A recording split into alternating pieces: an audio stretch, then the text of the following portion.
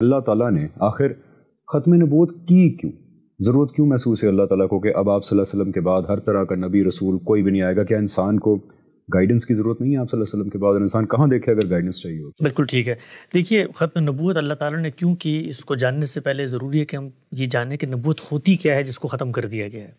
اللہ تعالیٰ کی جو اسکیم ہمیں اس کے اپنے الفاظ میں اس کے پیغمبروں کی وساطت سے ملتی ہے، اس کو پڑھ کے ہمارا نبوت کا کانسیپٹ ڈیولپ ہوتا ہے.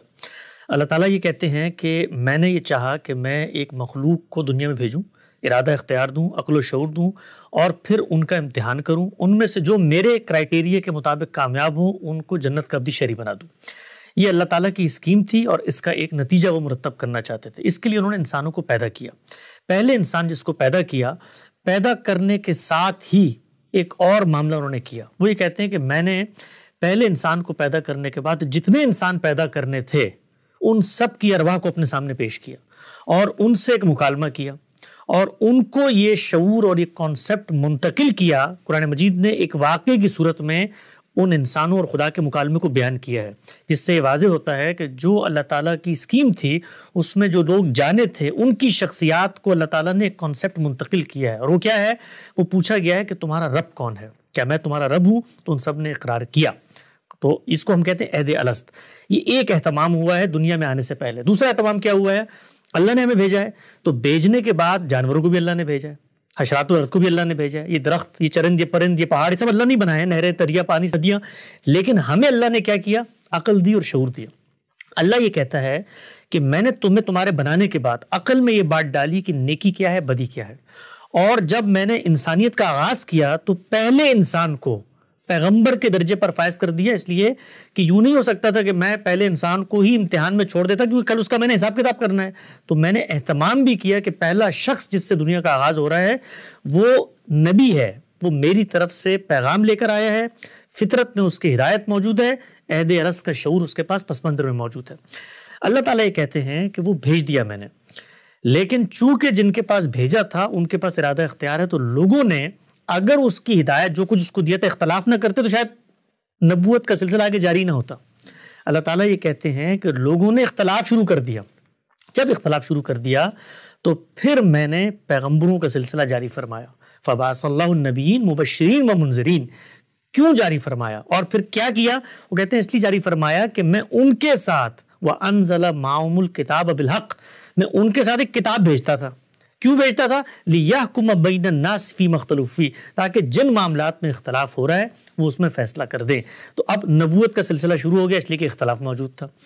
اس کے بعد اللہ تعالیٰ نے کیا کیا کہ ہر بستی، ہر علاقہ، ہر قریہ جہاں پر انسان موجود تھے وہاں پر نبیوں کو بھیجنے کے سلسلے کا آغاز کر دیا. وہ نبی آتے، ان کی اپنی زبانوں میں ان سے گفتگو کرتے اور ان کو اللہ کی باتیں، اللہ کی ہدایت پہنچا دیتے. یہ جو میں نے کہا اللہ کی ہدایت پہنچا دیتے، اس کو ذہن میں رکھیں. ایک کام نبی یہ کرتے ہیں، اس کو کہتے ہیں اتمام ہدایت. سورہ انبیاء میں اس کو اللہ تعالیٰ نے بیان کیا ہے کہ میں جب پیغمبروں کو بھیجتا ہوں تو وہ کرتے کیا ہیں؟ وہ آنے کے بعد لوگوں کو نیکی کی تعلیم دیتے ہیں، نماز، روزہ، زکوٰۃ، حج کے بارے میں باور کرواتے ہیں اور لوگوں کے اندر اس چیز کی یاد دہانی کرواتے ہیں جو ان کی فطرت میں موجود ہے. اس کو ہم کہتے ہیں اتمام ہدایت. گویا نبوت کا ایک مقصد ہے اتمام ہدایت. جو ہدایت پیچھے موجود ہے اس کی یاد دہانی ہو، اس کو پائے تکمیل تک پہنچایا جائے. اللہ نے لوگوں کو متوجہ کرنے کے لیے، ہم نے یہ دیکھا کہ دنیا میں پہلے لوگ پاکٹس میں رہتے تھے، جنگل میں رہ رہے ہیں، کوئی یہاں پر ایک جگہ پہ رہ رہا ہے، کوئی بستی میں رہ رہا ہے.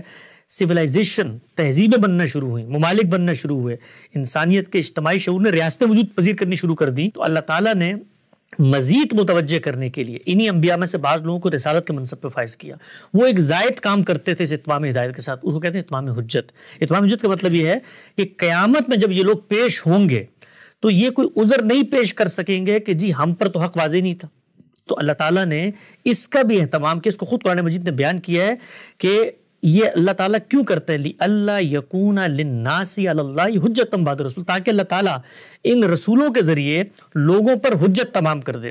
تو یہ حجت تمام کرنے کا عمل بھی پیچھے سے ہوتا چلا ہے. نوح علیہ السلام بھی رسول تھے. تو اس میں ہوتا کیا ہے؟ عذاب آتا ہے دنیا میں.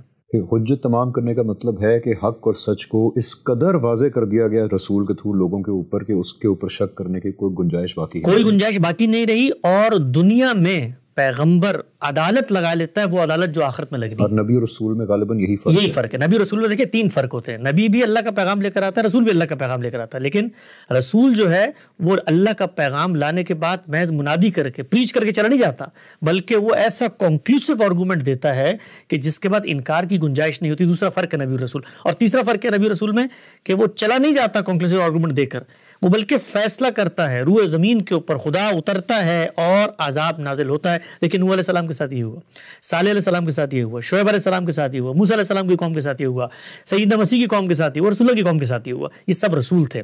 تو رسالت یہ کام کرتی ہے. جب کر دیا جاتا ہے تو اس کرنے میں اوروں کے لیے بھی پیغام ہوتا ہے. یعنی یہ تو کسی ایک علاقے میں ہوگا نا, تو میں کسی دوسرے علاقے میں بیٹھا ہوں تو مجھے بھی یہ خبر پہنچ جاتی ہے کہ یار اتنا بڑا کام ہو گیا وہاں پہ. تو جو اللہ کا اصل مقصد تھا کہ میں ہدایت کی طرف لوٹوں, میں اللہ سے لو لگاؤں, جو میری فطرت میں اللہ نے ہدایات رکھی ان کو پہچانوں, اس کا ابلاغ ہوتا ہے بڑے پیمانے پر. یہ سلسلہ چلتا رہا.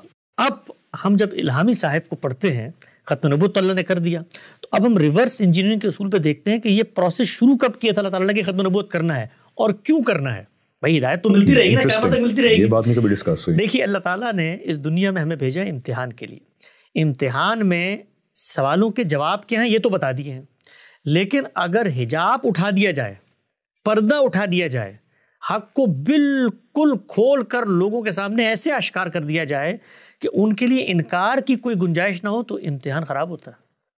آپ مجھے بتائیے کہ دیکھیں یہاں تو پیغمبر جب آتے ہیں تب بھی اتنا پردہ ضرور ہوتا ہے کہ لوگ کہتے ہیں نہیں یہ تو کاہن ہے, نہیں یہ تو شاعر ہے, نہیں یہ تو اصل میں سیلاب آ گیا تھا, نہیں یہ تو اللہ نے نہیں بارش کی تھی, یہ تو پتھروں کا طوفان آ گیا تھا. ہر جگہ پر اللہ تعالیٰ وہ امکان, ایک چھوٹا سا باریک امکان باقی رکھتے ہیں جو انسان تعویل. آپ دیکھیں سیدنا مسیح کے معاملے میں کیا ہوا, یعنی سیدنا مسیح کو اللہ اٹھا کر لے گیا, تب بھی لوگوں کے اندر یہ تردد رہا کہ ہم نے ان کو مارا کہ نہیں مارا. اس لیے قرآن میں آتا ہے نا کہ اللہ کہتے ہیں اگر میں سامنے آ گیا, فرشتے سامنے آ گئے, تو حجاب اٹھ جائے گا اور انکار کی گنجائش ختم ہو جائے گی اور امتحان ختم ہو جائے گا. تو اللہ تعالیٰ نے ایک کام کیا. وہ کام یہ کیا کہ ان کو پتہ تھا, وہ تو علام الغیوب ہیں, ان کا علم حکمت بالغہ, جانتے ہیں دنیا کہاں جا رہی ہے. تو دنیا جس طرف آگے بڑھ رہی تھی وہ بڑھ رہی تھی اسٹیبلش ریکارڈڈ ہسٹری کی طرف, اور اس کے بعد جو حقائق ایک شخص ایک جگہ پہنچا رہا ہے وہ دوسری جگہ اسی قطعیت اسی یقین سے پہنچ سکتے ہیں. تو اللہ تعالیٰ نے وہ حجاب بھی برقرار رکھنا ہے, اور جو مقصد تھا پیغمبر کو بھیجنے کا کہ ہدایت پہنچ جائے اس کا بھی اہتمام کرنا ہے. تو یہ دونوں چیزیں کب ہوں گی اس کا فیصلہ اللہ نے 4000 سال پہلے کیا. 4000 سال پہلے اللہ کی اسکیم ختم نبوت کی شروع ہوتی ہے, جس وقت انہوں نے جو پرانی اسکیم تھی بستی بستی پیغمبر بھیجنے کی اس کو روک دیا, اور امام الرسل جناب سیدنا ابراہیم کا انتخاب کیا, اور ان کو دنیا کے وسط میں لا کر آباد کر دیا, اور فیصلہ یہ کیا کہ اب میں ایسی 2 قوموں کو تشکیل دوں گا, ایسی 2 نسلیں وجود پذیر ہوں گی جو کام پیغمبر تنہا کھڑے ہو کے کرتا تھا, پوری کی پوری قوم وہی کام کر رہی ہوگی. تو اس کا نتیجہ کیا نکلے گا, جب قوم وہ کام کرے گی تو قوم ہمیشہ نسلوں میں وہ کام کرتی ہے, وہ اسٹیبلش فیکٹ بنتا ہے, وہ آگے منتقل ہونا شروع ہو جائے گا. تو اب جب منتقل ہونا شروع ہو جائے گا تو دنیا تاریخ کے دور میں داخل ہو رہی ہے, تو نہ میرا حجاب اٹھے گا نہ میری ہدایت رکے گی. یہ اسکیم تھی جس کا اللہ تعالیٰ نے آغاز کیا, لیکن آغاز کس میں کیا؟ انسانوں میں. تو اب انسانوں کو قوم بننا ہے, قوم نے ذمہ داری اٹھانی ہے, اس قوم کا اپنا امتحان ہے. تو ہم نے یہ دیکھا کہ 2 قوموں کا انتخاب ہوا, بنی اسرائیل اور بنی اسماعیل. بنی اسرائیل اپنی ذمہ داری کو اٹھانے میں ناکام ہو گئے. جب وہ ناکام ہو گئے تو آپ یہ دیکھیے کہ اس قوم پر اتمام حجت کرنے کے لیے کہ تمہیں میں نے قیامت تک کی ذمہ داری دے کے بھیجا ہے, اللہ تعالیٰ نے غیر معمولی واقعے کے سیدنا مسیح کو بھیجنے کی صورت میں آپ یہ دیکھیے وہاں حجاب اٹھتے ہوئے نظر آتے ہیں. بھائی بن باپ کے بندہ پیدا کر دیا, وہ بندہ مردوں کو زندہ کر رہا ہے, برس کے مریضوں کا علاج کر رہا ہے, تاکہ لوگوں کو توجہ ہو کہ یار یہ کتنا غیر معمولی کام ہے. بچپن میں بول پڑے گئے, ہمارے میں نبوت کا دعویٰ کر دیا, تب بھی وہ قوم نہیں مانی. دوسری طرف دوسری قوم کون سی تھی؟ بنی اسماعیل. بنی اسماعیل ایک لمبے عرصے تک خدا کے اسی پیغام کو لے کر کھڑی رہی. دنیا کے وسط میں خدا کا معبد تعمیر ہوا, لوگوں کو اس کی طرف لانے کا اہتمام کیا گیا, یہ سب کچھ ہوا, لیکن وہاں بھی شرک پیدا ہو گیا. اب جب شرک پیدا ہو گیا تو اللہ تعالیٰ نے یہ فیصلہ کیا کہ یہ جو میری اسکیم تھی, اس اسکیم میں ایک پہلو تو لوگوں نے اپنے عمل سے ناکام کر دیا, دوسرے میں ایک پہلو باقی تھا کہ اس قوم کو میں توجہ دلاؤں, اس قوم میں اخری پیغمبر مبعوث کروں. تو اللہ تعالیٰ نے کام کیا, رسول اللہ صلی اللہ علیہ وسلم کو بھیجا. جب آپ صلی اللہ علیہ وسلم کو بھیجا تو آپ صلی اللہ علیہ وسلم پر اتنی بڑی تعداد لوگوں کی ایمان لے آئی کہ جو ہدایت پیغمبر لے کر آیا تھا وہ قرآن مجید کی صورت میں اس قوم نے اگلی نسلوں تک بے کم و کاست، بغیر کسی تردد، بغیر کسی غلطی، بغیر کسی اندیشہ اور شائبہ ابطال کے آگے منتقل کر دیا۔ اب جب منتقل کر دیا تو یہ بالکل ایسے ہی ہے کہ رسول اللہ صلی اللہ علیہ وسلم میرے سامنے بیٹھے ہوں یا قرآن مجید میرے سامنے موجود ہوں، یہ دونوں ہم پلہ ہیں، یہ دونوں برابر ہیں، اس لیے کہ پیغمبر کو بھی میں دیکھتا ہوں اور پیغمبر کی بات کو بھی میں دیکھ رہا ہوں۔ تو اللہ تعالیٰ نے اس موقع پر یہ فیصلہ کیا کہ پیغمبر جو کام کرنے آتے ہیں تمام ہدایت اور اتمام حجت، وہ حتمی طور پر دنیا کے اسٹیج پہ میں نے کر دیا ہے، اور کرنے کے بعد نسلوں میں اس کا پیغام جاری کر دیا ہے۔ اس وجہ سے اللہ تعالیٰ نے تاریخ کے اس دور میں نبوت کا خاتمہ کیا جہاں پر ہسٹری بھی ریکارڈ ہو رہی ہے، انسانیت کا شعور بھی اتنا اجاگر ہو گیا کہ وہ ہر جگہ پیغام کو پھیلا رہا ہے۔ آپ ذرا تصور کریں اگر آج کے دور میں پیغمبر موجود ہوتا اور وہ لائیو ٹی وی میں بیٹھ کے گفتگو کر رہا ہوتا اور وہ معجزات دکھا رہا ہوتا، آپ مجھے بتائیے کوئی حجاب باقی رہتا ہے امتحان کا؟ کچھ بھی باقی نہیں رہتا، پوری دنیا پہ کھل جاتا، پوری دنیا پہ کھل جاتا۔ تو وہ حجاب بھی باقی ہے کیونکہ امتحان ہے، لیکن ہدایت پہنچ گئی۔ تو اس وجہ سے اللہ تعالیٰ نے نبوت کا خاتمہ کیا۔ یہ اس بات کا بھی جواب ہے کہ اللہ تعالیٰ آج کے دور میں رسول اور نبی بھیج کے میریکلز کیوں نہیں کرتے تاکہ پوری دنیا لائیو ٹی وی کے تھرو وٹنس کر سکے، بیکاز پردہ اٹھانا مقصود نہیں ہے پوری دنیا کے سامنے، ورنہ امتحان ختم ہو جائے گا۔ بالکل ایسے ہی ہے۔ اگر میں صحیح سمجھ پایا ہوں تو آپ کہہ رہے ہیں کہ دو کام ہوتے ہیں نبی اور رسول کے، ایک تو اتمام ہدایت، یعنی کہ ہدایت کو پوری پرزرو طریقے سے لوگوں کے اندر پہنچا دیا جائے، وہ بھی آپ صلی اللہ علیہ وسلم کے اوپر کام کمپلیٹ ہو گیا، قرآن کریم سنت ہم تک بالکل محفوظ صورت میں پہنچ گئی۔ ایون جو آپ صلی اللہ علیہ وسلم کے ناقدین بھی ہیں وہ بھی یہ مانتے ہیں کہ بہرحال قرآن جو ہے بالکل پرزروڈ ہمارے تک پہنچ گیا۔ یہ کام پہلے کی امت نہیں اس طرح کر پائی۔ اور اتمام ہدایت کے بعد دوسرا کام تھا اتمام حجت، یعنی کہ اللہ تعالیٰ جو زمین کے اوپر اپنی عدالت لگا کے رسول کے تھرو آخرت کا سب سے بڑا ثبوت انسانیت کو دیتے ہیں، وہ بھی ہماری نون ہسٹری کے اندر ریکارڈ ہو گئی بات آپ صلی اللہ علیہ وسلم کے تھرو کہ کیسے آپ صلی اللہ علیہ وسلم آئے اپنی قوم کی طرف، اللہ تعالیٰ کی ججمنٹ کیسے برسی، نون ہسٹری کے اندر یہ سارا واقعہ ہوا۔ تو اتمام حجت یعنی پروف آف ججمنٹ ڈے بھی محفوظ ہو گیا، قوم بھی وہ بن گئی صحابہ کے تھرو جو اللہ تعالیٰ کو مطلوب تھا، رسول کے تھرو وہ قوم بنانا جو قیامت تک بنی اسماعیل جو ہے وہ اللہ تعالیٰ کے پیغام کو دنیا کے اندر لے کر کھڑی رہے گی۔ تو یہ سب جب آبجیکٹیوز کمپلیٹ ہو گئے تو اللہ تعالیٰ نے نبوت اور رسالت کا منصب پھر آپ صلی اللہ علیہ وسلم کے اوپر ختم کر دیا۔ سوال یہاں پیدا ہوتا ہے کہ آج پھر کوئی مسلمان کہے کہ جی ٹھیک ہے اتمام ہدایت بھی کمپلیٹ ہو گئی، پروف آف ججمنٹ ڈے حجت بھی کمپلیٹ ہو گئی، قوم بھی کھڑی ہو گئی، پھر بھی آج میں اللہ تعالیٰ سے کچھ پوچھنا چاہوں تو میں کس سے بات کروں؟ اچھا نہ ہوتا کوئی نبی ہوتے جاتے کہتے کہ جی اللہ سے پوچھ کے بتاؤ تو ہماری ہدایت کا انتظام کرتے۔ آج کے مسلمان جس کی سیٹسفیکشن نہیں ہوتی اس کو کیٹیگوریکلی بتائیں کہ وہ کہاں جائے اللہ تعالیٰ کی ہدایت لینے کے لیے۔ دیکھیے، جس وقت اللہ تعالیٰ نے ختم نبوت کا فیصلہ کر لیا تو اس کا سب سے پہلا ناگزیر تقاضا کیا ہے؟ پہلا ناگزیر تقاضا یہ ہے کہ ہم صرف اس بات پر ایمان نہ لائیں کہ محمد رسول اللہ صلی اللہ علیہ وسلم رسول تھے، ہمیں 3 باتیں ہیں جو لازماً ماننی، اور یہ 3 باتیں ہماری ایمان کی بنیاد ہیں، اور ان 3 باتوں میں سے کسی ایک بات سے بھی اگر ہم انکار کریں گے تو ہم پیغمبر پر ایمان نہیں لا رہے، اگرچہ ہم ان کو اللہ کا رسول مانیں۔ پہلی چیز کیا ہے؟ پہلی چیز یہ ہے کہ محمد رسول اللہ صرف اللہ کے رسول نہیں ہیں بلکہ وہ اللہ کے آخری رسول ہیں۔ دوسری بات کیا ہے؟ محمد رسول اللہ صرف عربوں کے لیے نہیں آئے، کسی خاص علاقے میں نہیں ہے جیسے پہلے پیغمبر آتے تھے، وہ الی خلق کافہ پوری دنیا کے لیے آئے ہیں۔ اور تیسری بات ہمیں یہ ماننی ہے کہ محمد صلی اللہ علیہ وسلم جو ہیں، جو ہدایت لے کر آئے ہیں وہ ہدایت قیامت تک کی ہدایت ہے۔ اب اگر وہ قیامت تک کی ہدایت ہے، یہ میں نے کیوں کہا قیامت تک کی ہدایت؟ اس لیے کہ وہ ہدایت خود بتا رہی ہے، وہ خود بتا رہی ہے کہ قیامت تک کیا معاملات ہونے ہیں، اب اس کے بعد ان قوموں کے ساتھ کیا ہونا ہے جنہوں نے محمد کو نہیں مانا، ان قوموں کے ساتھ کیا ہونا ہے جنہوں نے مانا، ہر چیز حتمی طور پہ اس کتاب میں آ گئی۔ اب کوئی شخص یہ کہتا ہے کہ جی کسی اور کو بھی پیغمبر ہونا چاہیے ہے، تو سب سے پہلی بات اس پر ہم آتے ہیں کہ ضرورت کیسے پوری ہوگی۔ سب سے پہلی جو اس کو دلیل لے کر آنی ہے وہ دلیل یہ لے کر آنی ہے کہ قرآن مجید جس وقت محمد صلی اللہ علیہ وسلم کو قیامت تک کی ہدایت دے کر بھیج رہا ہے۔ آپ کو میں ایک دلچسپ بتاؤں، بنی اسرائیل کے اندر جب پیغمبر آتے تھے نا، پے در پہ اللہ تعالیٰ نے بھیجے، تو ہر پیغمبر آنے والے پیغمبر کی پیشن گوئی کرتا تھا، ٹھیک ہے۔ بنی اسماعیل میں تو یہ سلسلہ ہوا نہیں، سیدنا اسماعیل کے بعد رسول اللہ صلی اللہ علیہ وسلم پہلے پیغمبر ہیں، لیکن قرآن مجید نے چونکہ آپ کو قیامت تک کی ہدایت دے کر بھیجا ہے، تو اب یہ ناگزیر تقاضا ہے کہ جس پیغمبر نے رسول اللہ کے بعد آنا ہے اس کا ذکر قرآن مجید میں ہو. بالکل جس طرح کے پہلے ہم دیکھتے ہیں کہ بہت کلیئرلی آپ صلی اللہ علیہ وسلم کے بارے میں حضرت عیسیٰ پیشن گوئی کر رہے ہیں کہ میرے بعد جو ہے پیراکلیٹ کا ورڈ استعمال کیا، میرے بعد وہ آئے گا، اس کے منہ کے اندر اللہ اپنا کلام ڈالے گا، وہ ہدایت کا باعث بنے گا. اس سے پہلے پھر حضرت موسیٰ پریڈکٹ کر رہے ہیں کہ بنی اسرائیل کے بھائیوں کے اندر وہ نبی آئیں گے جن کے منہ میں اللہ اپنا کلام ڈالے گا.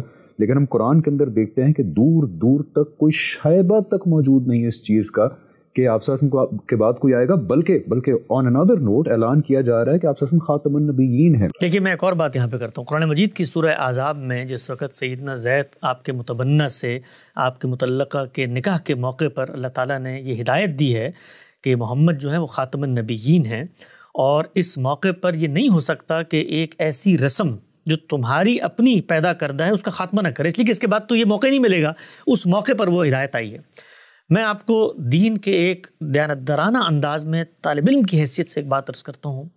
اگر قرآن مجید کی سورہ احزاب میں یہ آیت نہ ہوتی، بالفرض آپ ایک منٹ کے لیے مان لیں، تب بھی اگر کوئی شخص آگے بڑھ کے یہ کہتا ہے نا کہ کسی شخص کو ذلی نبی ہونا چاہیے تھا، بروزی نبی ہونا چاہیے تھا، کسی کو تابع نبی ہونا چاہیے تھا، ہدایت جاری ہونے، اس کو مثبت دلیل لا کر دینی تھی قرآن سے، کہ قرآن مجید یہ بتاتا کہ محمد صلی اللہ علیہ وسلم قیامت تک کی ہدایت ہم نے آپ کو دی ہے، اس کے بعد اگر کوئی گنجائش باقی ہے تو وہ گنجائش آپ نے قرآن میں لا کر دکھانی ہے. میں آیت نہ بھی ہوں میرے پاس تب بھی یہ بالکل واضح ہے کہ جب ہدایت قیامت تک کی ہے تو اللہ تعالیٰ کو پھر بتانا چاہیے نا بھائی قیامت سے پہلے بھی پیغمبر آئیں گے. یہ تو اس کی ہدایت کا تقاضا ہے. آپ سمجھ رہے ہیں نقطے؟ یعنی اگر قرآن مجید کے اندر یہ آیت نہ بھی ہو تب بھی قرآن کی آیت کو یہ بات بتانی ہے کہ جو ہدایت محمد ہم تمہیں دے رہے ہیں یہ وقتی ہدایت ہے. بلکہ ایک اور آیت بھی ذہن میں آگے اللہ تعالیٰ کہہ رہے ہیں کہ آج ہم نے تمہارے دین کو مکمل کر دیا ہے، الیوم اکملت لکم دینکم واتممت علیکم نعمتی. یہ سب کچھ کر دیا. تو یہ بات تو ہماری امت کا، ہماری ملت کا مشترکہ حافظہ ہے. اس کے اوپر تو کوئی سوال ہی نہیں ہو سکتا کہ رسالت مآب صلی اللہ علیہ وسلم کے رخصت ہونے کے بعد روئے زمین پر کوئی شخص پیغمبری کا دعویٰ بھی کر سکتا ہے. ہم اس پہ ہنسیں گے، ہم مذاق سمجھیں گے اس بات کو، اس لیے کہ دین نے بتانا تھا پیغمبر آنا ہے. دین تو کہہ رہا ہے قیامت تک کی حتمی اطاعت اور قول فیصل اور میزان اور فرقان اور حکم اور معین، یہ سب کچھ لا کے میں نے دے دیا. تو بھائی قرآن مجید میں وہ آیتیں کہاں ہیں جن میں یہ لکھا گیا ہو کہ بھائی یہ ہدایت اس وقت تک کے لیے ہے جب تک میں اگلا پیغمبر نہیں بھیج دیتا. تو قرآن کا تو صفحہ صفحہ لفظ آیت بتا رہی ہے کہ یہ نذیر للعالمین ہے، جہان والوں کے لیے نذیر ہے. اس کے بعد آئیے ختم نبوت کی آیت پہ. جس وقت اللہ تعالیٰ نے یہ کہا کہ پیغمبر صلی اللہ علیہ وسلم جو ہیں وہ انبیاء کی مہر ہیں، سیلڈ آف دی پروفٹ، خاتم کا لفظ آتا ہے نا. اچھا اس میں آپ کو میں دلچسپ بتاؤں، اللہ تعالیٰ جس وقت کچھ حقائق کو روئے زمین پر منتقل کرنا چاہتے ہیں نا تو اس میں کوئی ابہام باقی نہیں رکھتے. وہ لوگ کہ جنہوں نے اس زمین پر پیغمبر صلی اللہ علیہ وسلم کے رخصت ہونے کے بعد ذلی، بروزی، تابع، غیر تشریعی نبی ہونے کا دعویٰ بھی کیا، ان میں سے کوئی ایک بھی اس آیت کے مفہوم میں خرابی نہیں پیدا کر سکتا. وہ یہی ترجمہ کر رہا ہے کہ آپ سیل آف دی پروفٹ ہیں. اب ہوتا کیا ہے؟ ہوتا یہ ہے کہ وہ یہ کہتے ہیں کہ جو سیل کا مطلب ہے، ایک تو یہ ہے کہ جی مہر لگا کے آپ نے معاملے کو بند کر دیا، تو یہ اس مفہوم میں بھی تو آ سکتی ہے نا کہ یہ مہر تصدیق کے لیے ہے. گویا جو بھی پیغمبر آئے گا اس کو محمد صلی اللہ علیہ وسلم کی تائید حاصل ہوگی، ان کی مہر حاصل ہوگی. تو ہم آج یہ دعویٰ کر رہے ہیں کہ ہم پیغمبر ہیں، ہمیں پیغمبر صلی اللہ علیہ وسلم نے تصویب دے دی ہے، تائید دے دی، ہم ان کے تابع ہیں. ذل کا مطلب کیا ہوتا ہے؟ سایہ. بروز وہی حقیقت جو وہاں تھی وہ جاری ہو گئی.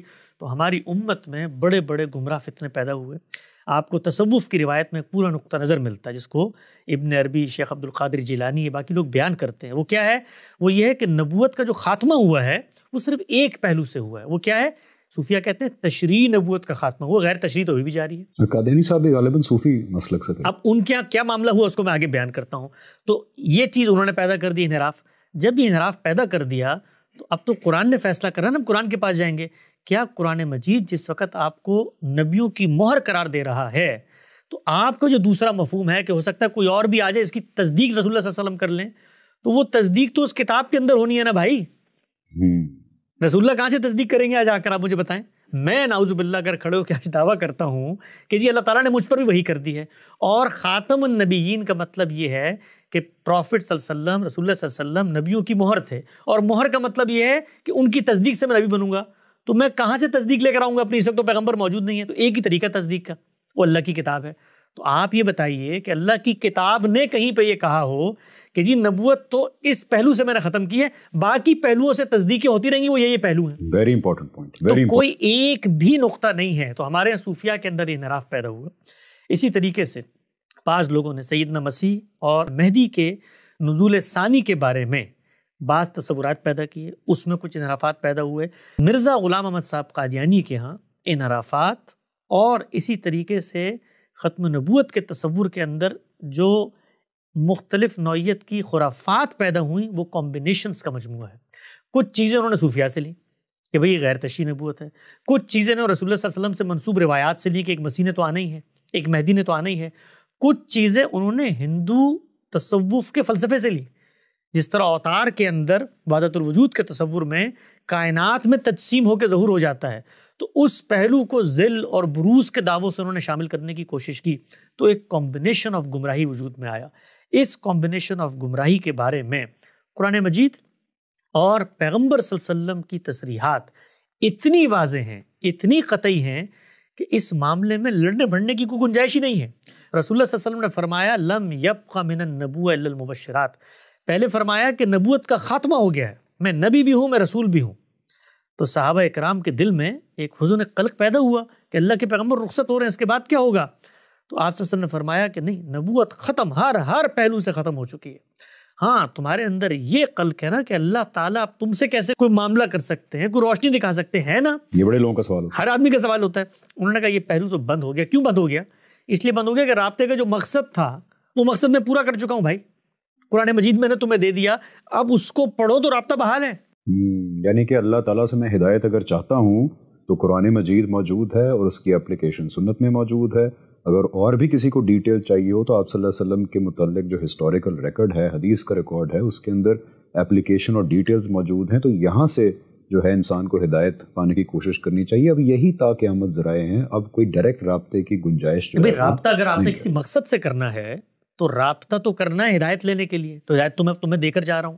اب یہ خواہش کہ اللہ تعالیٰ تمہیں زندگی میں کبھی کوئی اشارہ دے دے، کبھی کوئی غیر محسوس رہنمائی کر دے، تو یہ سلسلہ اللہ حی و قیوم ہستی ہے، وہ کائنات کو چلا رہا ہے، وہ تدابیر امور کر رہا ہے، وہ کرتا رہے گا یہ کام. اور تمہیں خواب کا جو میڈیم ہے اس کے ذریعے اگر اللہ تعالیٰ کو بشارت دینا چاہتے ہیں، کوئی تمہیں چیز سجھانا چاہتے ہیں، تو اللہ تعالیٰ کے امکانات تو دسیوں طریقے سے کائنات میں ہوتے ہیں. آپ دیکھیے میرے سامنے اللہ ایک حادثہ کر دیتا ہے، میں اس سے پیغام لے لیتا ہوں. اللہ ہی کر رہا ہوتا ہے، وہ کوئی اور تو نہیں کر رہا ہوتا. اللہ تعالیٰ مجھے بے شمار نعمتیں دے دیتا ہے. تو یہ سب سائنس ہیں، وہ تو سائنس قیامت تک برقرار رہیں گے. تو آساس نے فرمایا کہ خواب بھی موجود ہے بھائی، اور بھی بہت ساری چیزیں موجود ہیں کائنات کے اندر. اللہ تعالیٰ کی نعمتیں ہیں، حادثات ہیں، تقریبات ہیں، قوموں کا عروج و زوال ہے، قرآن مجید کی پیشن گوئیاں ہیں، رسول اللہ صلی اللہ علیہ وسلم نے دین کی جو وہ سب چیزیں میرے ایمان کے ازدیاد کا باعث بنتی ہیں. تو اس میں پریشان نہ ہو، جو اصل چیز ہے اس کا خاتمہ ہو چکا ہے. اور خاتمے کا مطلب یہ نہیں ہے کہ میں صرف رسول اللہ کے کو مانوں کہ آپ خاتم النبیین تھے. میں یہ مانوں کہ آپ کے بعد کوئی رسول کسی بھی حیثیت میں نہیں آ سکتا. دیکھیے اللہ تعالیٰ نے مسیحیوں کے بارے میں کیا کہا ہے قرآن مجید میں. مسیح شرک کرتے ہیں. اللہ نے کہا کہ انہوں نے شرک کیا. خدا کو کسی کی ذات سے سمجھنا یا کسی کو خدا کی ذات سے سمجھنا، یا خلق میں، پیدائش میں، یا تدابیر امور میں، کائنات کے انتظام و انصرام کو چلانے میں کسی کو شریک کرنا شرک ہے. وہ دعویٰ کر رہے ہیں کہ نہیں ہم شرک نہیں کر رہے. خدا نے کہا یہ شرک ہے. کیوں؟